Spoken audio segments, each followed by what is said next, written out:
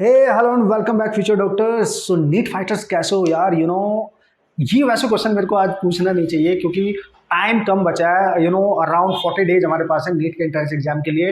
और कहीं ना कहीं एक डर भी होता है मन में यार कि ये रह ना जाए, और मैंने प्रैक्टिस भी नहीं की है उतनी। बट आप टेंशन मत लेने का यार, अपना कॉन्फिडेंस लूज नहीं करना है, अपने बस प्रैक्टिस करते रहना।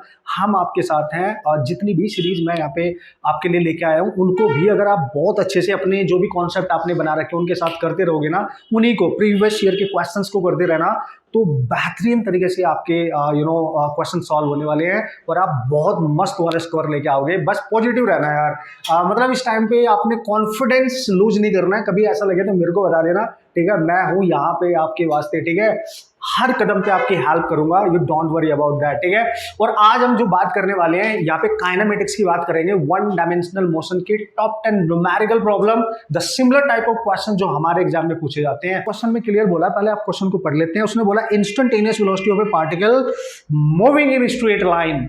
मतलब एक पार्टिकल की इंस्टेंटेनियस वेलोसिटी आपको दे रखी है। What is that sir? Alpha T plus beta T square. ये इंस्टेंटेनियस है क्योंकि this velocity is the function of time obviously, और पार्टिकल स्ट्रेट लाइन में जा रहा है। ध्यान देना, वो स्ट्रेट लाइन में जा रहा है। ओके, तो उसने बोला alpha beta are positive constant. यहाँ पे जो कांस्टेंट वैल्यूज हैं अल्फा की, बीटा, वो कुछ पॉजिटिव कांस्टेंट है। उसने ऐसे इमेजिन कर लिया है। ध्यान दियो बॉस, उसने बोला distance, okay, between 1 second and 2 second time period के डिफरेंस में आपने डिस्टेंस कैलकुलेट करनी है जो पार्टिकल ट्रैवल करेगा। तो एक भाई बहुत बेहतरीन कॉन्सेप्ट है। इसमें क्या है?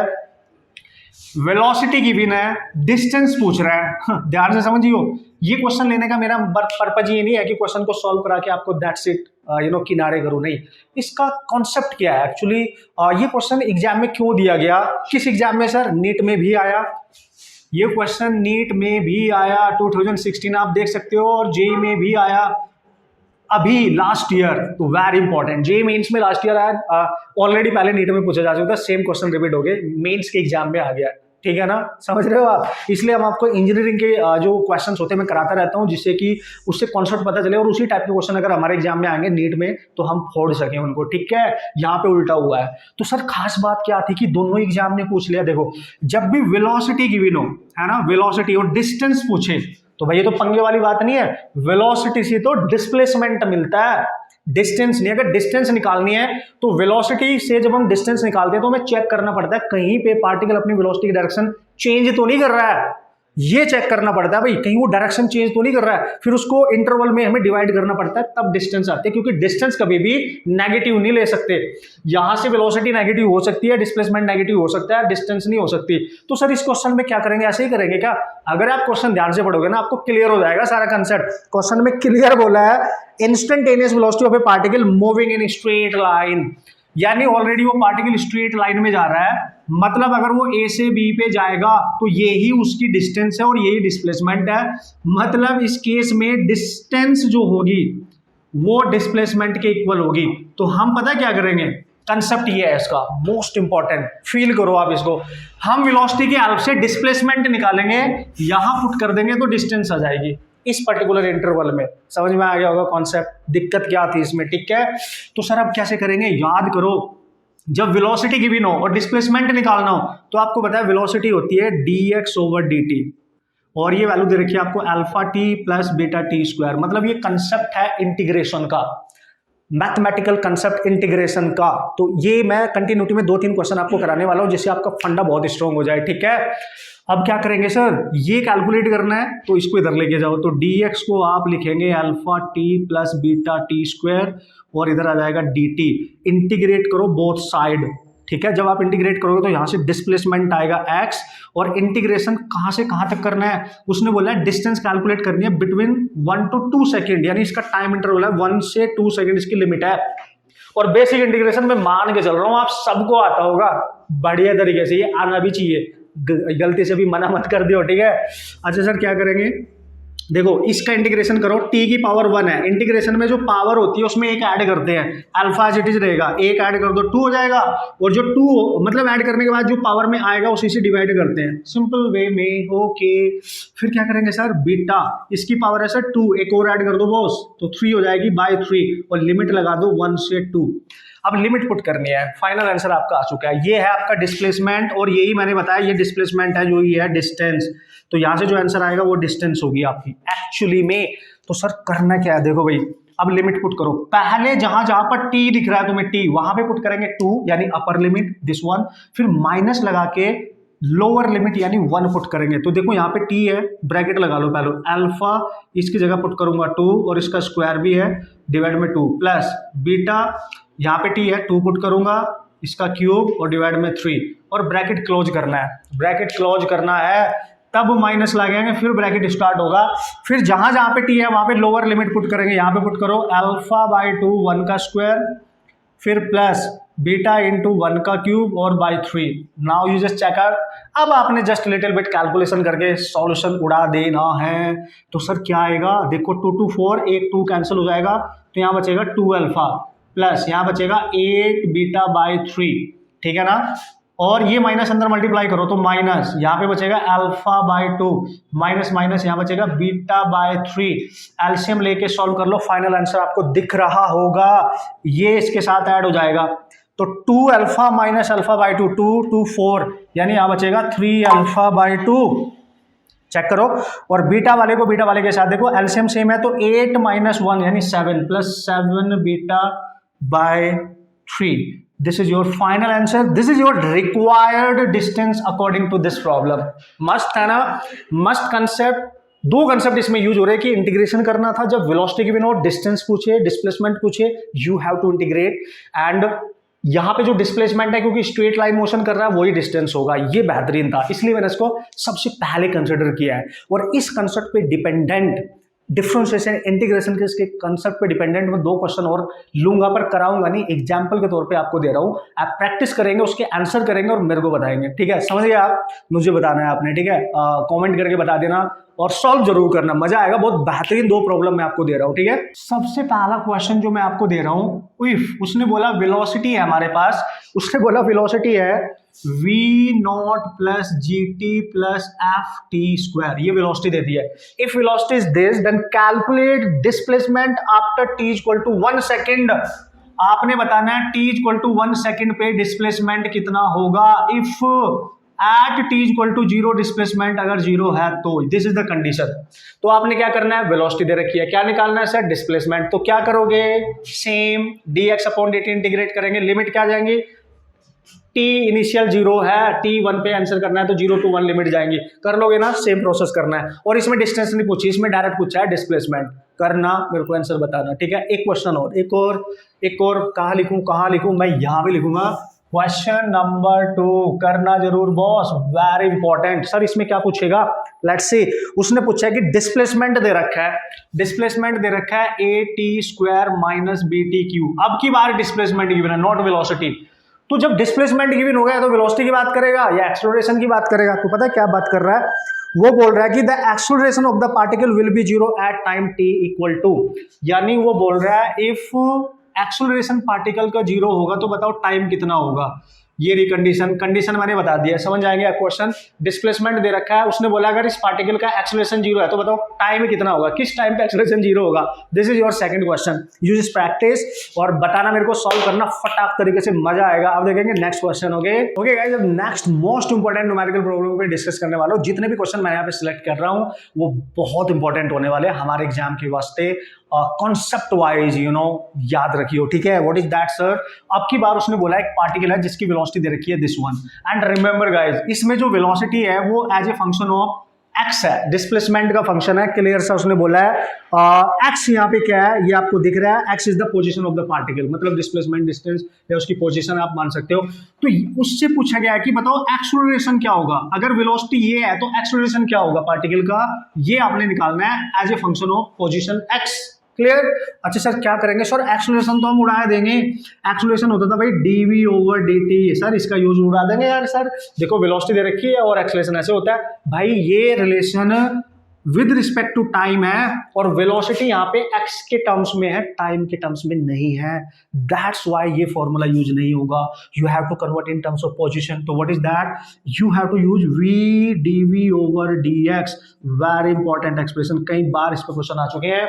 सो you just remember this, you know, जब भी कभी velocity as a function of X given हो and you have to calculate acceleration of the particle, use this formula. Sir क्या करेंगे? देखो भाई, वेलोसिटी तो ऑलरेडी गिवन है, ठीक है। You have to calculate the derivative of v with respect to x, मतलब एक बार इसको डिफरेंशिएट कर लो और यहाँ पे पटक दो, हो जाएगा। क्या करना है सर? एक्सेलरेशन का फॉर्मूला v इंटू, ठीक है, dv ओवर dx, ठीक है, v एज इट इज रहेगा, तो ये रहा v, b इंटू एक्स की पावर -2n। देखो कितने बेसिक से कंसेप्ट पे क्वेश्चन पूछे गए हैं, नहीं पता होना चाहिए कि नहीं? तो सर ये निकालना पड़ेगा ना यार, dv ओवर dx, यानी इसका डिफरेंशिएशन कर लो। क्या जा रहा है हमारा? तो आप डिफरेंशिएशन करोगे dv ओवर dx, तो कैसे करेंगे? b तो कांस्टेंट है, x की पावर, चूंकि x के रिस्पेक्ट में कर रहे हैं, और डिफरेंशिएशन जब करते हैं जो पावर है वो आगे मल्टीप्लाई कर दो, फिर उसमें से एक सब्ट्रैक्ट करते हैं ना डिफरेंशिएशन में, कर दिया सर, ये आ गया dv ओवर dx की वैल्यू। इसको उठा के यहाँ पटको, बस हो गया आपका आंसर। देखो फटाक से बोस, ठीक है, इनटू इसकी वैल्यू कितनी आई सर? ये आ रही है, देखो -2, okay, this is 2, this is b, this is n, and x की पावर -2n -1। अब क्या करना है यार, पावर वार जो भी है कॉमन लेके बाहर ऐड वैड कर लेंगे, ठीक है। देखो ये वाली वैल्यू b भी है, तो -2b का स्क्वायर हो जाएगा, n आएगा, और x यहाँ पे भी x, यहाँ इसकी पावर ऐड हो जाएगी, बेस सेम है तो पावर ऐड हो जाएगी, -2n -4n, और ये एज इट इज रहेगा -1। This is your acceleration. Check it out, okay. Options check करो, कंसेप्ट मैंने बताना था।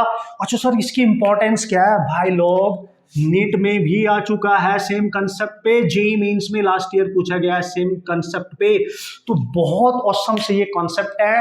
मेंस के एग्जाम में, जेईई मेंस के एग्जाम में और नीट के एग्जाम में सिमिलर टाइप के कॉन्सेप्ट पे इस चैप्टर से क्वेश्चन पूछे जाते हैं, तो घबराने का नहीं है, बढ़िया से बढ़ के आएंगे। बस आप कंसेप्ट देख लो, कब कैसे सॉल्व करना है, समझ गए होंगे आप। अब देखेंगे next important type of problem. Okay यार, एक बहुत बेहतरीन टाइप का क्वेश्चन और मैंने यहाँ पे लिया है, और ऑसम क्वेश्चन माना जाएगा। कंसेप्ट भी बेहतरीन है, लेकिन यू नो जल्दी से सॉल्व कैसे कर सकते हैं हम इसको, ये लैंग्वेज को समझ के ये हमने सीख लेना है। लास्ट ईयर जेईई मेंस में आया, और 90s में कभी बहुत पुराने जमाने में नीट में आया, तो रिपीट हो सकता है same as it is with same option, guaranteed. ध्यान से करके जाइए। क्या है सर? देखो कभी बोलेगा कि एक ट्रेन है, कभी बोलेगा एक कार है, कभी बोलेगा एक बस है, ठीक है, वो बोल रहा है। देखो मैंने 3 सिचुएशन बना दिया अकॉर्डिंग टू द क्वेश्चन को आप ध्यान से पढ़ो, एक एक लाइन ध्यान से पढ़ो, फिर देखेंगे क्या करना है सर इसमें। देखो भाई, पहली सिचुएशन उसमें बोला है कि एक ट्रेन है, ठीक है, एक ट्रेन है, एक यूनिफॉर्म एक्सेलरेशन के साथ जा रही है, ठीक है, एक्सेलरेशन यूनिफॉर्म है उसका, ठीक है सर। तो ये जो पहली सिचुएशन है, उस कंडीशन में ये जो पॉइंट मैंने यहां बनाया, ये एक सिग्नल पोस्ट है, ठीक है। वो बोलता है जब ट्रेन सिग्नल पोस्ट के जस्ट पास पहुंचती है तो उस समय उसकी वेलोसिटी u थी, फिर वो जब उसको क्रॉस कर जाती है, उसका लास्ट का कंपाउंड, ये जो उसका जो लास्ट का जो कंपार्टमेंट होगा वो सिग्नल पोस्ट पे है, एकदम लास्ट का कंपार्टमेंट, वो तो जस्ट क्रॉस करने के बाद तब ट्रेन की वेलोसिटी है v। फिर से समझाता हूं, क्वेश्चन में बोला जब ट्रेन इस सिग्नल पोस्ट के पास आ रही है तो फ्रंट वाला जो इंजन होगा, फ्रंट वाला बोल रहा हूं, जो इंजन होगा वो बिल्कुल सिग्नल पोस्ट के एकदम पास है, और उसकी वेलोसिटी उस समय u है। जब उसको क्रॉस कर जाती है, लास्ट का जो कंपार्टमेंट है इंजन, यू नो, ट्रेन का, वो सिग्नल पोस्ट पे है, मतलब उसकी स्पीड है उस समय v। पता क्या पूछ रहा है? अगर वो सिग्नल पोस्ट जब ट्रेन उसको क्रॉस कर रही होगी उसके मिड पॉइंट पे हो, ध्यान से समझो, ये रहा सिग्नल पोस्ट, मिड पॉइंट पे हो। जब भी मिड पॉइंट की बात करें, कार हो, बस हो, ट्रेन हो, तो बताओ उस समय ट्रेन की वेलोसिटी क्या थी, और ये पूछे तो यहां पे आपको equation of motion, third equation का यूज करना पड़ेगा क्वेश्चन को क्रैक करने के लिए। लेकिन ये लैंग्वेज जब भी यूज होगी कि एक कार आ रही है, बस आ रही है, ट्रेन आ रही है, कि जब वो किसी पॉइंट के पास पहुंची तो उस समय वेलोसिटी इतनी थी, जब उसको क्रॉस कर जाती है तो उस समय वेलोसिटी इतनी थी, लेकिन जब वो उसके मिडिल पे थी, बिल्कुल वो पॉइंट सिग्नल पोस्ट जब उसको क्रॉस कर रही थी मिड पॉइंट पे था, मिड पॉइंट की जब भी बात करेगा उस समय जो वेलोसिटी होगी वो हमेशा होगी इनिशियल वेलोसिटी, जब वो उसको अप्रोच कर रही थी, जब उसको यू नो क्रॉस करके जा रही थी, वो वाली वेलोसिटी, और divide by 2। This is the velocity, you have to remember direct, no need to apply the concept. आपने डायरेक्ट याद रखना है, न्यूमेरिकल आएगा तब भी सॉल्व कर देंगे, डायरेक्ट रिलेशन पूछेगा तब भी सॉल्व कर देंगे, क्योंकि यही आएगा और आपने यही याद रखना है। बस ये मैंने बताना था, क्योंकि दोनों एग्जाम में हमारे पूछा जा चुका है मिड पॉइंट पे वेलोसिटी क्या होगी, सिग्नल पोस्ट जब उसके मिड पॉइंट पे होगा ट्रेन के, उस समय तो इस तरीके से आप निकाल सकते हो। अदरवाइज आपको क्या करना पड़ेगा, यहां पे कंडीशन में आपको v square u square plus 2as uniform acceleration है, इन दोनों के लिए इक्वेशन यूज करनी पड़ेगी, फिर इन दोनों के लिए इक्वेशन यूज करनी पड़ेगी सेम, ठीक है, अलग अलग मान के, ठीक है, इनिशियल और फाइनल वेलोसिटी को इसके रेस्पेक्ट में इसके। इससे बचने के लिए आप डायरेक्ट याद रखेंगे कि उसके मिड पॉइंट पे जो वेलोसिटी होगी, जो वो मिड पॉइंट पे होगा वो ये होगी। याद रख सकते हो यार, आपके एग्जाम में जो नीट वाला क्वेश्चन आया उसमें यू दे रखा है, वी दे रखा है, पुट कर दो आंसर आ जाएगा। जे में यही पूछा गया एज इट इज, कर लेंगे ना। अब चलते हैं नेक्स्ट क्वेश्चन की तरफ। ओके यार, एक और बेहतरीन क्वेश्चन की डिस्कशन करेंगे। और देखो जितने भी क्वेश्चन आपको दिख पा रहे होंगे यहाँ पे, क्वेश्चन आप पढ़ोगे और उसके ऊपर जो लिखा हुआ है सन किस सन में पूछे गए हैं, यहाँ पे ये सारे क्वेश्चन रिपीट हुए हैं मेन्स के एग्जाम में, नीट के एग्जाम में, मतलब देख सकते हो आप सेम कॉन्सेप्ट पे। तो बहुत इंपॉर्टेंट है, बेहतरीन तरीके से इंपॉर्टेंट है हमारे लिए। इस क्वेश्चन को आप ध्यान से पढ़ो, नीट में भी आ चुका है, जेईई मेंस में भी आ चुका है, same concept, same numerical problems. Okay चलो भाई देखते हैं। देखो भाई क्या बोला है उसने क्वेश्चन में, अगर आप एक एक लाइन पढ़ लो, पहले पढ़ लो, सिचुएशन मैंने क्रिएट कर दिया है। उसने बोला एक लड़का है, वो एयरपोर्ट पे जाता है, एयरपोर्ट पे जा रहा है, सही है सर, लेकिन वो क्या देखता है कि वहां पे जो एस्केलेटर होते हैं वो चल नहीं रहा है, ठीक है, वो चल नहीं रहा है। सबसे पहले उसने ये देखा, तो पहली कंडीशन क्या है कि वो लड़का उस एस्केलेटर पे चढ़ गया है, ठीक है, लेकिन एस्केलेटर पहली कंडीशन में मूव नहीं कर रहा है, तो उसकी स्पीड ले ली 0। तो लड़के को यार अपने आप जाना पड़ेगा ना, नीचे से ऊपर चल के जाना पड़ेगा। आपने भी देखा होगा, आप कभी घूमने गए होंगे कहीं पे मॉल वॉल में, एस्केलेटर कभी कभी काम नहीं कर रहे होते, हमें चढ़ के जाना पड़ता है, ठीक है। तो यार आप जब जा रहे होंगे ऊपर, तो आपको इस एस्केलेटर की जो लेंथ होगी वो कवर करनी पड़ेगी, तीनों में लेंथ, यानी टोटल डिस्टेंस कितनी कवर करनी पड़ेगी, L। तो वो बोल रहा है जब लड़का इस रेस्ट वाले एस्केलेटर पे जो काम नहीं कर रहा है, जो रेस्ट पे है, जब ये चल के ऊपर जाता है यहां तक, तो उसको टाइम लगता है T1, ठीक है, टाइम T1 ले रहा है ऊपर जाने में। तो वो निकालेंगे कैसे, फिर वो बोल रहा है कि लड़का इस बार एस्केलेटर चल रहा है, उसकी स्पीड है VE, और जो लड़का है वो उस पर खड़ा हो गया, तो उसको एस्केलेटर लेके जा रहा है, एस्केलेटर उसको ऊपर लेके जा रहा है, तो ऊपर जाने पे इस बार वो टाइम ले रहा है T2। कॉमन सेंस लगाओ तब भी क्वेश्चन हो जाएगा, ठीक है। नीचे से डिस्टेंस उतनी कवर कर रहे हैं हम, लेंथ तो उतनी ही नहीं रहेगी। अब थर्ड कंडीशन में पता है क्या है, पहली कंडीशन क्या होगी, एस्केलेटर क्या है, रेस्ट पे है, लड़का चल के जा रहा था तो टाइम T1 लग रहा था। दूसरी कंडीशन में लड़का खड़ा हो गया और उसको एस्केलेटर ऊपर लेके जा रहा है, तो टाइम लगा ऊपर जाने में T2। अब क्या बोल रहा है, दोनों चल रहे हैं, एस्केलेटर भी चल रहा है और लड़का भी चल रहा है। सम टाइम क्या होता है कि जैसे आप दिल्ली जाओगे तो दिल्ली मेट्रो आपने पकड़नी होगी, तो हम एस्केलेटर की हेल्प से जाएंगे, तो हमें पता है कि यार हम लेट हो रखे हैं, एस्केलेटर तो चल रहा है, तो आप भी भागने लगते हो, आप भी चलने लगते हो उसके ऊपर, तो एस्केलेटर भी चल रहा है, आप भी चल रहे हो। तो वो बोल रहा है जब लड़का भी चल रहा होगा, एस्केलेटर भी चल रहा होगा, तो ऊपर जाने का जो टाइम लगेगा T3, वो है T, ये गिवन है। तो बताओ टाइम कितना होगा, T की वैल्यू बताओ कितनी होगी in terms of T1 and T2। Simple, in terms of T1 and T2। Then how you have to solve the type of problem easily. देख भाई ध्यान से समझियो, क्या है सर, अब चूंकि लड़का मूविंग एक्सीलरेटर पे चल रहा है, तो क्या करेंगे, velocity of boy with respect to escalator, ठीक है, ये बॉय की वेलोसिटी एस्केलेटर के रिस्पेक्ट में, कैसे लिखोगे इसको, वेक्टर में, velocity of boy minus velocity of escalator. आप चेक करें, ठीक है ना, दिस इज इंपॉर्टेंट। अब हमने क्या करना है सर, हमने करना है कि हमें पता है वेलोसिटी होती क्या है, बेसिकली इन सब की वैल्यू पुटअप करनी है, ठीक है, इन सब की वैल्यू पुटअप करनी है। So we have to calculate the value. किस तरीके से निकालेंगे सर, मतलब क्या चक्कर क्या है, कैसे हमने इसको सॉल्व करना है, ठीक है। तो इसकी वैल्यू अलग से निकालेंगे, इसकी वैल्यू अलग से निकालेंगे और इसकी वैल्यू अलग से निकालेंगे और हमारा क्वेश्चन सॉल्व हो जाएगा, ठीक है। तो भाई क्या करेंगे, देखो इनिशियली देखो जब एस्केलेटर नहीं चल रहा था, तो बॉय की velocity with respect to accelerator क्या होगी, वेलोसिटी होती है डिस्टेंस, डिस्टेंस है L डिवाइड में टाइम लिया था T1, ठीक है ना, ये आ गई इसकी वैल्यू। और सेकंड कंडीशन में क्या था, लड़का रेस्ट पे था, एस्केलेटर चल रहा था, तो यहां पे क्या लिखूंगा मैं, वेलोसिटी ऑफ एस्केलेटर, और वो किसके रिस्पेक्ट में चल रहा होगा, ऑब्वियसली ग्राउंड, तो वो एक्चुअल वेलोसिटी है उसकी, डिस्टेंस L ही रहेगी, एस्केलेटर इसको ऊपर लेके जा रहा है, डिस्टेंस तो L ही रहेगी, टाइम लिया T2। तो देखो VEB आ गया, VBEB आ गया, तो ये क्या है sir, this is the velocity of boy जब वो मूविंग कंडीशन में था, खुद भी जा रहा था, एस्केलेटर भी जा रहा था। वैल्यू पुट करो, देखो पहले ये निकाल लो यहां से, इसको इधर लेके आओ, VB इक्वल टू, समझ गए होंगे relative velocity, VBE plus VB, सो VB की जगह है आप पुट करने वाले हो ये वाली कंडीशन, ठीक है। यहां से आप निकाल सकते हो what is that, distance upon time, मान लो उसका T, तो L by T equal to, ये आपने निकाल लिया boss, what is that, L by T1 plus ये भी निकाल लिया है, no no no, this is E है ना, दिस इज ई।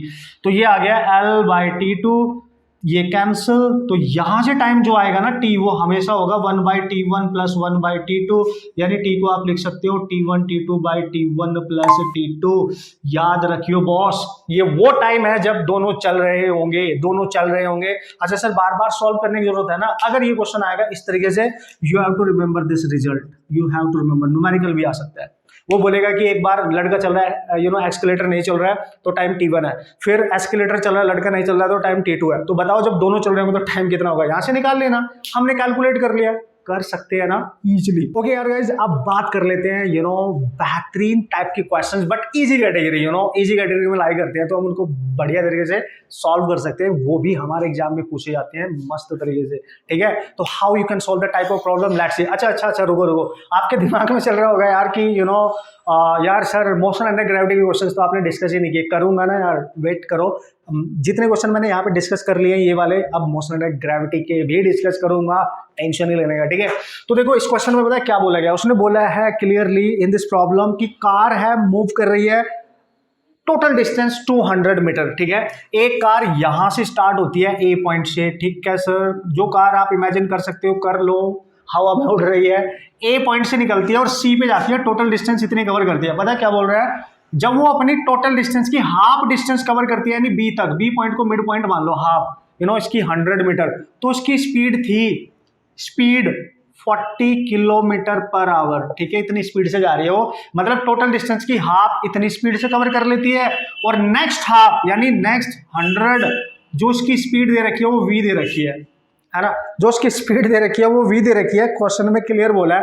अब पूछ रहा है if the average speed of the car is, अगर इस कार की एवरेज स्पीड हमें पता है that is 48 kilometre per hour, then we have to calculate the value of v। यानी नेक्स्ट हाफ में जब कार किसी अननोन वेलोसिटी के साथ जा रही थी ना, बी से सी जब जाएगी यार, तो उसकी स्पीड नहीं दे रखी ना v, वो पूछ रहा है, तो एवरेज दे दिया ना उसने, तो v निकाल लेंगे, तो क्या जा रहा है हमारा, ठीक है? अच्छा सर, कंसेप्ट क्या है? मेन तो कंसेप्ट है बॉस। देखो भाई, जब भी कभी इस टाइप के क्वेश्चन आएंगे और वो बोलेगा कि किसी भी क्वेश्चन में इस टाइप के आप देख पा रहे होंगे यहाँ पे टोटल डिस्टेंस को 2 हाफ में कवर कर रहा है, 2 इक्वल हाफ की बात करेगा, डिस्टेंस के 2 इक्वल हाफ की, और पहली हाफ डिस्टेंस v1 के साथ कवर करेगा, नेक्स्ट हाफ डिस्टेंस किसी वेलोसिटी v2 के साथ कवर करेगा। तो जब भी कभी स्पीड और डिस्टेंस की बात करें क्वेश्चन में, समझ जाइयो कौन सा फॉर्मूला यूज होगा। और चूंकि वो इक्वल भी है, इक्वल हाफ है, अगर इक्वल हाफ ना होते तो सर क्या करके आते? देख भाई, तब आप निकालते एवरेज स्पीड का फॉर्मूला होता है डिस्टेंस, पहली डिस्टेंस ले लो d1, फिर दूसरी d2, ठीक है? d1 plus d2 over v1 plus d2 over v2। याद आया होगा, सबने पढ़ा होगा।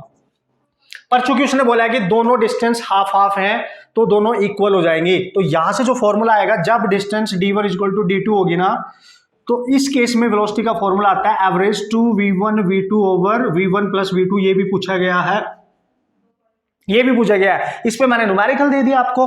You just put the value of v1, first half में वेलोसिटी कितनी है, सेकंड हाफ में वेलोसिटी कितनी है, एवरेज आपको दे रखी है, तो 48। v1 कितनी है पहली हाफ में, ये रही, इसको v1 मान लो 40। v2 कितनी है सर, v2 नेक्स्ट हाफ में वेलोसिटी अननोन है v, और इंटू 2 तो है ये फॉर्मूले वाला 2, और डिवाइड में v1 प्लस v2 यानी 40 प्लस v, ठीक है ना? क्या करोगे, देखो 2 से इसको कैंसिल करो, 24 आएगा, ठीक है? अगर ये 24 आएगा तो क्रॉस मल्टीप्लाई करो 24 का इसमें, तो 24 into 40 plus v equal to 40 into v, अंदर मल्टीप्लाई करो 24 into 40 plus 24v equal to 40v। इसको इधर लेके जाओ क्योंकि v कैलकुलेट करना है बॉस, तो ये बनेगा आपके पास 24 इंटू 40 इक्वल टू 16v। वो तेरी यार सर, कर लेंगे क्या? यस, इसको 4 से कैंसिल करो, 4 आएगा, इसको करोगे 6 आएगा, ठीक है ना? और 4 से ये कैंसिल होके 1 यानी 16 ही आ गया। देखो v की वैल्यू आ गई 60 kilometre per our, and this is your final answer. तो कितना बेहतरीन प्रॉब्लम है, इजी भी है। इससे हमें ये भी पता चल गया कि जब भी डिस्टेंस को कवर करेगा डिफरेंट वेलोसिटी के साथ, तो क्या फॉर्मूला होगा ये। अगर हाफ डिस्टेंस में कवर करेगा तो फॉर्मूला यूज करेंगे ये पूछा गया है ना? और इस पे न्यूमेरिकल हमने कर ही लिया है। So this is how you can solve the type of problem. सारी कैटेगरी के क्वेश्चंस मैं डिस्कस करूंगा, आप बस देखते जाए, समझते जाए कंसेप्ट और क्वेश्चन सॉल्व करते जाए सिमिलर टाइप। अब देखेंगे नेक्स्ट प्रॉब्लम। सो यार इस क्वेश्चन को आप जल्दी से देख लो, पढ़ लो ध्यान से बढ़िया तरीके से, ठीक है। मोशन अंडर ग्रेविटी की कुछ बेहतरीन प्रॉब्लम यहाँ पे डिस्कस करने वाला हूँ, जिससे आपका कंसेप्ट बेहतरीन हो जाए और आपको क्वेश्चन सॉल्व करने आ जाए और एक आइडिया लग जाए कि इस टाइप से क्वेश्चन को क्रैक करना है, सॉल्व करना है। Okay, so here is the question. Question को पढ़ लो आराम से, ठीक है, और क्वेश्चन में क्या बोला गया इसको फील करो। ओके, फिर इसको उड़ा डालते हैं बॉस, ठीक है ना। तो यार क्वेश्चन में क्लियरली बोला गया कि ball is thrown vertically upward, it अच्छा ऊपर को फेंका गया है। सबसे पहले तो यही पॉइंट ले लो। ओके, सो बॉल को यार ऊपर को फेंका गया है, तो एक बॉल है और नीचे से ऊपर को फेंका गया है। उसने बोला कि ball is throne directly vertically upward, but velocity उसकी क्या है जब उसको फेंका गया है, ये नहीं बताया गया है क्वेश्चन में। तो velocity is not defined in the problem, so what to do man.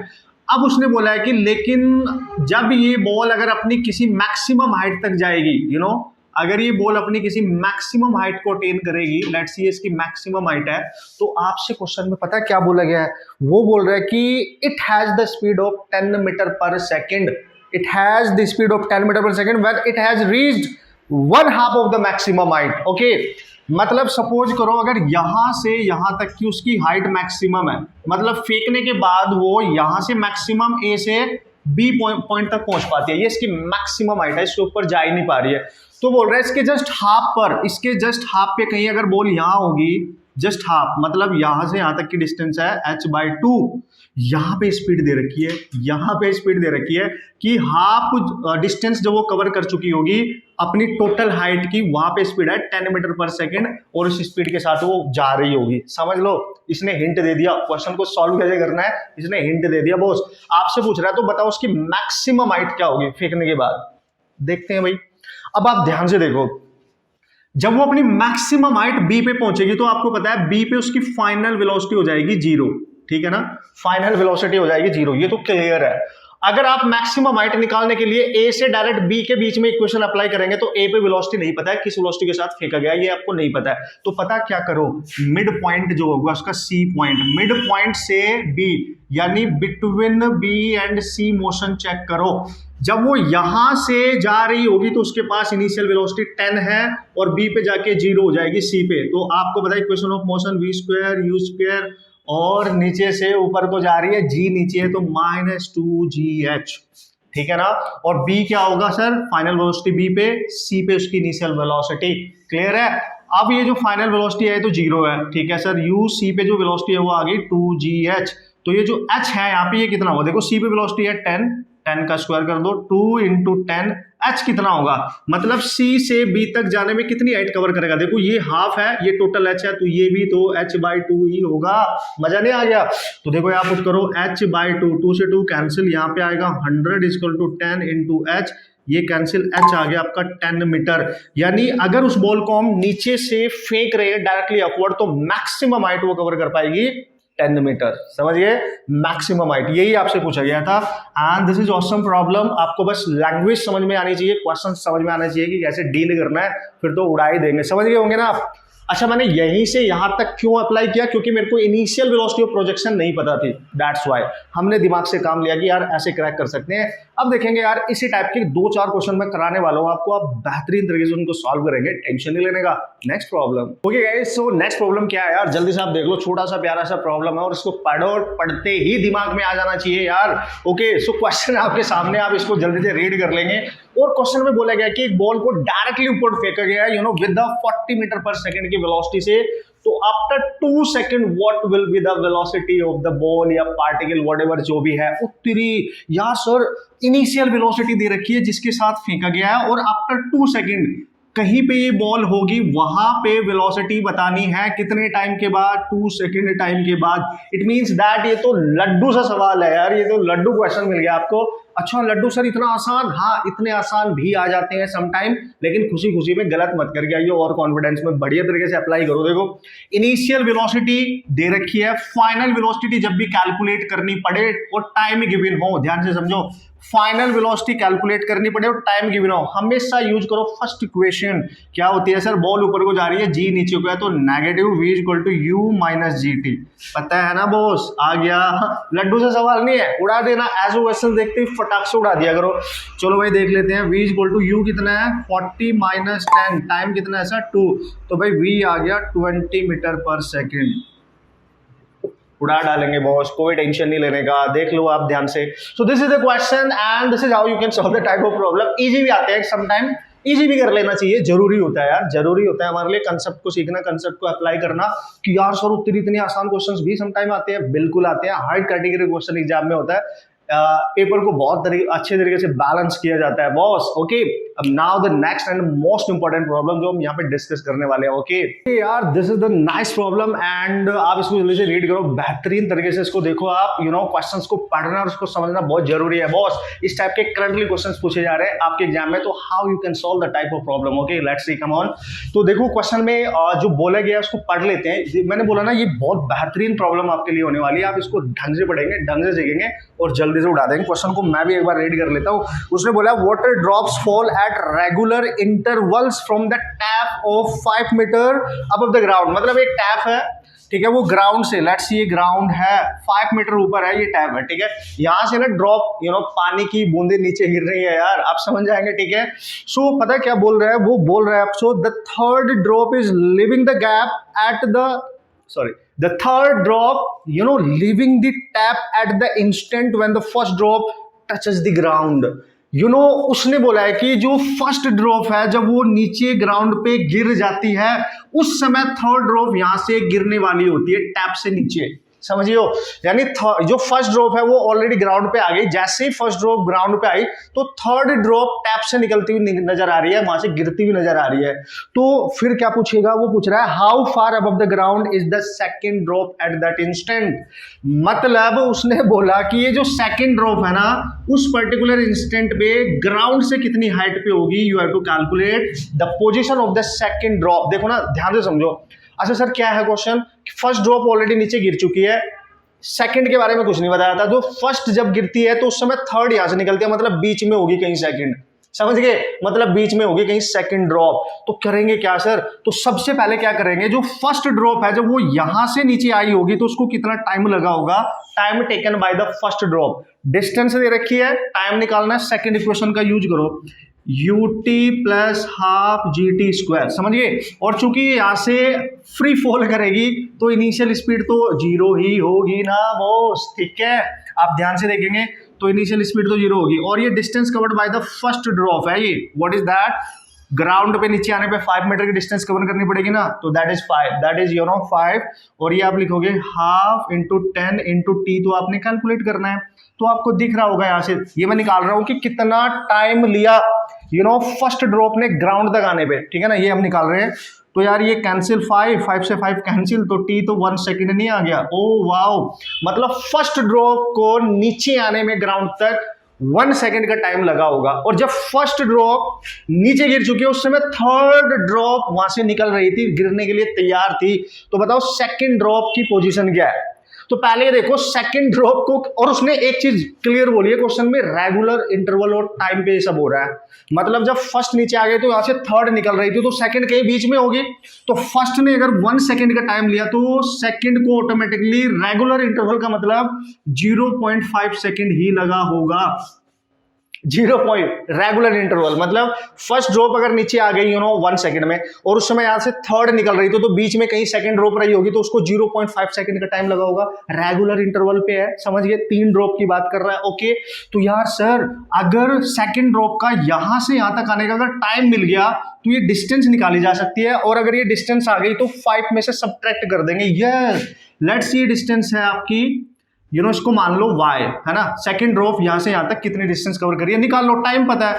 तो सेकंड इक्वेशन अगेन किसके लिए, सेकंड ड्रॉप के लिए, तो मैं लिखूंगा s is equal to ut plus half gt square. और ड्रॉप चूंकि यहां से फ्री फॉल कर रही है ना जस्ट, तो ये आपका 0 हो जाएगा। और कितने डिस्टेंस कवर कर रही है y, so half into 10 into time कितना लग रहा है 0.5, और इसका क्या कर दो स्क्वायर, तो y आ गया 5 इंटू 0.25, यानी दिस इज 1.25 मीटर। यानी सेकंड ड्रॉप टैप से नीचे कहीं होगी भी, यहाँ पे इतनी मीटर डिस्टेंस पे टैप से नीचे होगी।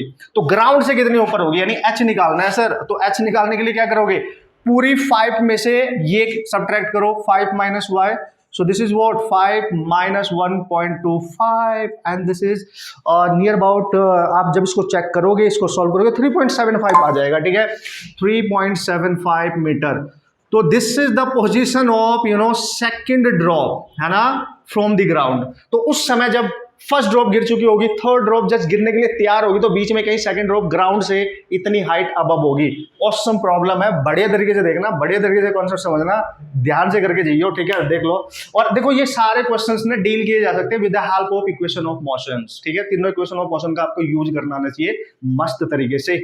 अब लास्ट के अपने दो प्रॉब्लम है, इजी से, बेहतरीन से, कंसेप्ट वाइज जल्दी से उड़ा देते हैं, ठीक है। ओके, सो लास्ट के दो क्वेश्चंस है, जल्दी से फटाक से उनको डिस्कस कर लेते हैं यार, उड़ा देते हैं उनको, और उनके जरिए भी आपको बेहतरीन कंसेप्ट सीखने को मिलेगा। और यार दुआ करेंगे भगवान से कि उसी टाइप के क्वेश्चंस आपके एग्जाम में आ जाएं, मिलते जुलते या सेम टाइप के भी आ सकते हैं। यू जस्ट प्रैक्टिस करते रहो बेहतरीन तरीके से, सारे कंसेप्ट आपके दिमाग में समा जाने चाहिए। ओके, इतनी बेहतरीन प्रैक्टिस करनी है शिद्दत के साथ, अपने आप पे विश्वास करके, कॉन्फिडेंस के साथ। Okay, so let's see what is the question. Sir question क्या है, देख लो, आप भी पढ़ लो, है ना। क्वेश्चन बहुत इजी है, आप कर सकते हैं, बस ये कैटेगरी यहाँ पे रिवाइज करनी बहुत जरूरी है, क्योंकि समटाइम क्वेश्चन फेंक देता है, ले करके दिखा, ठीक है, तो करके दिखाना पड़ेगा ना। A body start from rest, अच्छा ठीक है, जैसे बोला वैसे लिखो। उसने बोला एक बॉडी स्टार्ट हुई है रेस्ट से, तो इनिशियल वेलोसिटी है 0, बॉस 0 है इनिशियल वेलोसिटी, ठीक है। What is the ratio of the distance travelled by the body during the 4th and 3rd second, यानी आपसे बोल रहा है कि ratio of the distance which is travelled by the particle in 4th and 3rd second. तो देखो 4th second में कितनी डिस्टेंस कवर करेगा वो निकाल लो, 3rd सेकंड में कितनी डिस्टेंस कवर करेगा वो निकाल लो, दोनों का रेशियो निकाल लेंगे ना। और जब भी बोले nth डिस्टेंस, nth टाइम के लिए डिस्टेंस की बात करेगा, तो सपनों में आपके फॉर्मूला आता होगा nth के लिए, nth टाइम के लिए, ठीक है, u plus a/2 2n minus 1। Okay, यही होता था ना nth time interval, nth time के लिए, जो nth टाइम में वो जो डिस्टेंस कवर करता था, दिस इज योर फॉर्मूला। बस इसको याद करना था हमने। इसका यूज कैसे करना है, देखो वो बोल रहा है 4th में निकालो, चलो भाई 4th के लिए निकाल लेते हैं, ठीक है। कितनी आएगी, इनिशियल वेलोसिटी 0 है, रेस्ट स्टार्ट हो रही है ना, 0 कर लो उसको, 0, a बचेगा जी, a/2 एज इट इज रखो, तो 2 इंटू यहाँ पे आएगा 4 माइनस 1, ठीक है ना। सो a/2 दिस इज 8 यानी 7, तो ऐसे ही लिख लो, ये 4th की आ गई, ठीक है, यानी 4th सेकंड में वो कितनी डिस्टेंस कवर कर रहा है, ये आ गया। अब 3rd में निकाल लो यार, तो 3rd में निकालते हैं सर, तो 3rd में आएगा, ये 0 ही है, तो a/2 into 2 into 3 minus 1, 6 minus 1 that is 5, 5 a/2, ये 3rd आ गया। और मेरे ख्याल से मेरे से पहले आपने उड़ा डाला होगा, रेशियो निकाल लो। चलो सर रेशियो निकालते हैं, तो 4th डिवाइड बाय 3rd, तो 4th कितना है sir, 4th, where this one, so 7a/2 and this is what, this is 5a/2, तो a से कैंसिल, वो ये भी कैंसिल, तो आ गया 7/5। होप सो यही आपका करेक्ट आंसर होगा, इजी है। This is how you can use this equation two solve the type of problems, ये आपको पता होना चाहिए, बहुत जरूरी है प्रैक्टिस करना। करंटली जो क्वेश्चंस आएंगे उनकी भी प्रैक्टिस कर लेना। Now the last problem and that is really important problem, जो हमारे एग्जाम में इंजीनियरिंग एग्जाम में भी करंटली पूछी गई है, तो भाई नीट में भी पूछी जा सकती है, क्योंकि एक बार ऑलरेडी पूछी गई है। ओके बॉयज, क्वेश्चन को जल्दी से पढ़ लो, आपको पढ़ते समझ में आ जाएगा, कहीं ना कहीं आपने किया होगा डेफिनेटली। तो हियर इज द क्वेश्चन आप ध्यान से देखो, क्वेश्चन को मैं भी जल्दी रीड कर लेता हूँ, जरूरी है boss. A car accelerate from rest, यानी रेस्ट से स्टार्ट हो रही है and constant rate alpha for some time, मतलब रेस्ट से स्टार्ट होगी, वो किसी रेट, कांस्टेंट रेट से एक्सेलरेट कर रही है कुछ पर्टिकुलर टाइम के लिए, then after which it de accelerate at a constant rate beta. मतलब सर अगर मैं ना, आप इस टाइप के क्वेश्चन को कैसे डील करोगे, बेहतरीन है तरीका, आप वेलोसिटी टाइम ग्राफ बनाओ, है ना, वेलोसिटी टाइम, क्योंकि एक्सेलरेट कर रही है मतलब उसकी वेलोसिटी इंक्रीज कर रही है, डी एक्सेलरेट कर रही है मतलब वेलोसिटी, समझ गए, डिक्रीज कर रही है। और 0 से स्टार्ट हो रही है, तो एक्सेलरेट किया ऐसे, फिर यहां से डी एक्सेलरेट किया और फिर बिकम्स 0, है ना, तो 0 से स्टार्ट हुई, 0 पे आ गई। तो ये जो ग्राफ बता रहा है, और ये इसका मैक्सिमम पॉइंट है, तो यहां उसकी वेलोसिटी मैक्सिमम होगी, ये क्लियर है, ये क्लियर है, इससे ज्यादा मैक्सिमम गया नहीं, क्योंकि यहां से इंक्रीज की, यहां से डिक्रीज भी तो कर गई। तो देखो यहां से मैक्सिमम तक जाने पे जब वो एक्सेलरेट कर रही थी, उसने कुछ टाइम लिया होगा, यहां से यहां तक का जो टाइम लिया होगा t1 लिया होगा, और डी एक्सेलरेट होने में यहां से यहां तक कुछ टाइम लिया होगा, दैट इज t2, क्लियर है। और टोटल टाइम टेकन बाय की एक्सेलरेट करने के बाद डी एक्सेलरेटेड t होगा, and we can write t1 plus t2, लिख सकते हैं ना, टोटल टाइम उसने कितना लिया होगा एक्सेलरेट होने के बाद डीएक्सेलरेट होने तक, और मैक्सिमम स्पीड इतनी है उसके बाद। अब बोलते हैं क्या बोल रहा है, if total time elapsed is T, obviously मैंने लिख दिया है उसने जो टोटल टाइम लिया है, then the maximum velocity acquired by the car. तो बताओ उस पर्टिकुलर उस पूरी जर्नी में उसकी मैक्सिमम वेलोसिटी क्या है, यानी we have to calculate the value of v max. Here we have to calculate the value of me max. तो हाउ वी कैन सोल्व, ये दो तरीके होते हैं, या तो इक्वेशन ऑफ मोशन का थ्रू आप जाओ तो उससे लेंथी प्रोसेस जाएगा, this is the graphical method, आप आसानी से कर सकते हो। एक्सेलरेट करने का मतलब इस ग्राफ की जो स्लोप है आप देख सकते हो ये 90 डिग्री से कम है यानी पॉजिटिव है, और इस ग्राफ की स्लोप आप देखो 90 डिग्री से ज्यादा है, ये नेगेटिव है। क्लियर दिख रहा है, मतलब ये नेगेटिव में है ये पॉजिटिव में है, ठीक है। तो जब वो एक्सेलरेट कर रही है तो उसका रेट क्या दे रखा है, तो इससे निकाल लेंगे ना, अल्फा का मतलब दे रखा है आपको यहाँ पे। जब आप अल्फा निकालोगे ना, सॉरी यहां से जब आप वैल्यू कैलकुलेट करोगे ना टेन थीटा की, तो टेन थीटा आपके पास आएगा, देखो यहां से ये वाली value perpendicular over this base, perpendicular यानी ये value maximum value V max दे देगी आपको, दिस इज मीक मैक्स, और ये बेस पे कितना है आपके पास T1। इस ट्रायंगल की बात कर रहा हूं मैं, यहां से थीटा की वैल्यू निकाल लो, और आपको पता है वेलोसिटी अपॉन टाइम ये किसकी वैल्यू है बेसिकली, है ना, वेलोसिटी अपॉन टाइम तो एक्सेलरेशन होता है, मतलब ये तो दे रखा है आपको ऑलरेडी अल्फा, तो उसका एक्सेलरेट करने का जो रेट है दैट इज कांस्टेंट, वो अल्फा दे रखा है, मतलब this ratio is alpha actually. तो आप क्या लिखेंगे यही समझना था बस, V max over T1। Similarly guys, similarly अगर मैं इसकी बात करूंगा यहाँ पे, देखा मेरे को पता है स्लोप नेगेटिव है, ऑब्वियसली इसकी स्लोप नेगेटिव है, बट अगर मैं इसकी कांस्टेंट रेट की बात करूंगा, बीटा निकालूंगा, तो बीटा भी कितना आएगा, V max अपॉन T2 आ जाएगा, है ना, दिस परपेंडिकुलर दिस बेस, तो ये बीटा आ जाएगा। यहाँ से आप चेक करेंगे, कम ऑन चेक करें, है ना, हमें पता है डी एक्सेलरेट कर रही है लेकिन हमें कैलकुलेट है कांस्टेंट रेट से, है ना, उससे मतलब है, तो हमने बीटा निकाल लिया, हमने अल्फा निकाल लिया, टेन थीटा की तरह यहाँ से भी निकाल सकते हो। सिमिलरली करके आप लिख सकते हो, अल्फा की जगह बीटा लिखो तो वी मैक्स बाई T2 आएगा, जैसे यहाँ T1 है। अब उसने बोला जो टोटल टाइम लगाया वो T है, चलो भाई लिख लेते हैं, टोटल टाइम है T1 प्लस T2, तो T is equal to T1 की वैल्यू यहां से निकालो, देखो T1 ऊपर जाएगा, इसको नीचे लेके आओ, तो आएगा V max over alpha, plus वैसे ही T2 की वैल्यू यहां से निकालो, बीटा नीचे आएगा, तो ये आएगा V max upon you know that is beta. Clear है।